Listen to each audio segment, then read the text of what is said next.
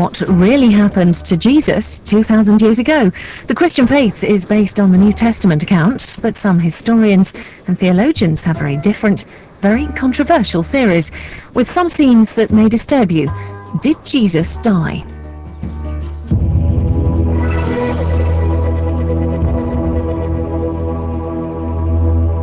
The most celebrated human being in history was a first-century Jewish revolutionary called Jesus. To his followers, he was the Son of God, with miraculous powers to walk on water, heal the sick, and even bring people back from the dead. According to them, he gave his life to save mankind. He was crucified and died. But on the third day, he rose from the dead and ascended into heaven. But throughout history, people have responded differently to this story. There have been those so inspired by the crucifixion that they wanted to share the experience. There have also been those who denied the resurrection and have themselves been executed for their beliefs. There have been heresies that suggest that Jesus was rescued from crucifixion and escaped to lead a secret life in southern France.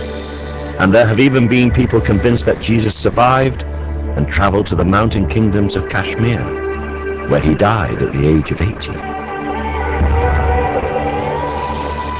To try and solve this 2,000-year-old mystery, some of the most devout Christians and most expert scholars will suggest new ways of reading the Gospels and ask the question, did Jesus die on the cross?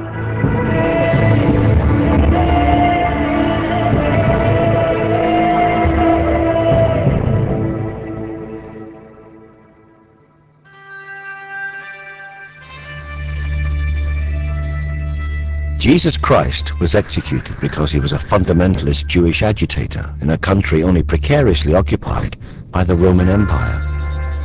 But he inspired a religion that has spread across the whole globe. He did this partly through his teaching and through his life and death.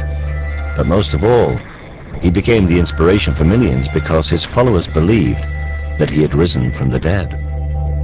Christianity is based upon the resurrection of Christ and upon the concept of the gospel truth. To question one is to question the other. Throughout history, the Church has treated these questions as heresy and persecuted those who asked them.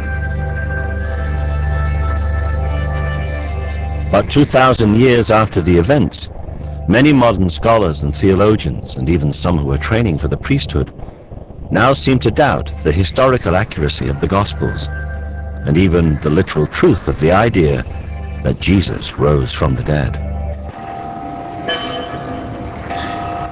I've never been able to find a real dichotomy in myself between being a good historian and a good theologian, or a good historian and a Christian, to put it very bluntly. I do not believe that gods and goddesses or anyone ever comes down from heaven and produces divine babies. I don't believe it actually happens. Nor do I think that Jesus, in a literal sense, went up to heaven to take his place at the right hand of God. But how has it happened that so many Christian theologians have managed to interpret the Bible in ways that would once have been seen as heretical? The most obvious reasons can actually be found in the original text themselves, in the four Gospels. I think all the gospel stories or the gospel accounts, that they're something that's handed to us from childhood, really. So as we're sitting in our primary schools, we're told that with Matthew, Mark, Luke and John, and they were four apostles, and Jesus did this and Jesus did that, and we see the pictures. And to a certain extent, we're not encouraged to question beyond that. It's presented as a narrative. It's presented as a storyline that actually happened. And I think for a lot of people, their belief never goes further than that. They simply remember these stories, and that's what happened. And I think the problem is, for individuals, when you start moving beyond that and try to work out what exactly the Gospels are.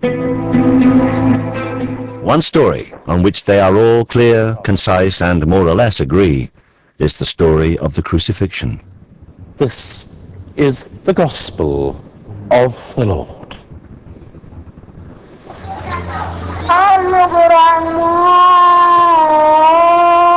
Every year at Easter, Christians in the Philippines reenact the crucifixion of Jesus as described in the Gospels.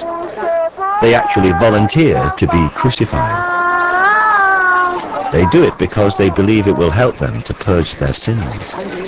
For the onlookers, it's a bloody and brutal reminder of what happened to Jesus 2,000 years ago. Crucifixion was the most cruel and atrocious punishment that the Romans could inflict. And it was inflicted only for treason and only on slaves. If you were a nobleman and you were a traitor, then normally you were strangled, something much simpler and much easier and much less painful.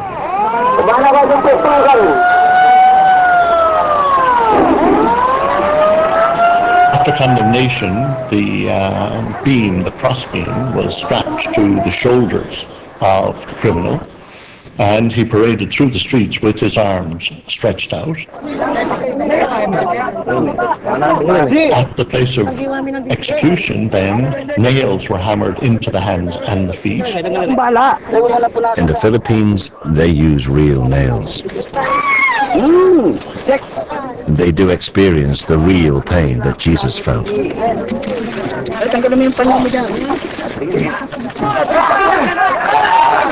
In fact, a man nailed to the cross does not die from his wounds. He dies, surprisingly, from suffocation. Hanging just by your arms from a cross, your chest is compressed. It's hard to breathe without supporting your body weight on your legs. Over time, the strain on the legs and the pain make that impossible, and you are unable to breathe. In the Philippines, the volunteers are brought down from their crosses within an hour. Death from crucifixion takes much longer, often several days. The only way to hasten death on the cross was to break the legs, making it immediately impossible to support your weight, and therefore to breathe.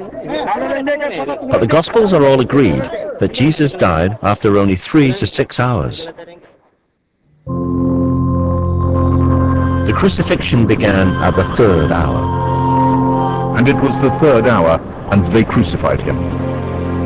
Some think that the Gospel according to Luke has the shortest crucifixion. It was about the 6th hour, and when Jesus had cried out with a loud voice, he gave up the ghost. Matthew and Mark clearly have Jesus surviving a little longer. And about the 9th hour, Jesus cried out. The disciples wanted to take Jesus' body down from the cross immediately, but the Roman governor, Pontius Pilate, was doubtful. And Pilate marveled if he were already dead. Pilate was reassured by the centurion that Jesus was dead. But this was the same centurion who had earlier said, "Truly, this man was the Son of God." Jesus' body was then laid in a tomb donated by a rich man, Joseph of Arimathea. This Joseph and a man called Nicodemus came to minister to the body. They came to Jesus by night and brought a mixture of myrrh and aloes, about 100 pounds weight. These accounts, when viewed as an historical rather than a sacred record, may raise many questions. Why did Jesus die so quickly? Why did Joseph and Nicodemus take so many herbs into the tomb? But no one really doubts that Jesus was crucified. You read the story of the empty tomb, and on Friday someone is killed, and on Sunday they're gone from the tomb, and you ask the question, what might have happened? Either God raised him from the dead, which is the traditional Christian affirmation, or the body was carried away by someone, body stolen. And those two possibilities are even talked about in the New Testament. According to Matthew, the Jews who were hostile to Jesus' followers claimed that his disciples had stolen his body out of the grave and then pretended he was resurrected. While the enemies of Christians immediately came up with conspiracy theories to explain the resurrection, the stories told by the Gospels are very down-to-earth. They describe how Jesus was alive again. He ate, he drank, and Thomas could touch his wounds. It's therefore perhaps not surprising that people who have always looked for natural explanations of miracles have suggested that Jesus was alive because he didn't die on the cross. There are many versions of that story. One came up in a book years ago called The Passover Plot,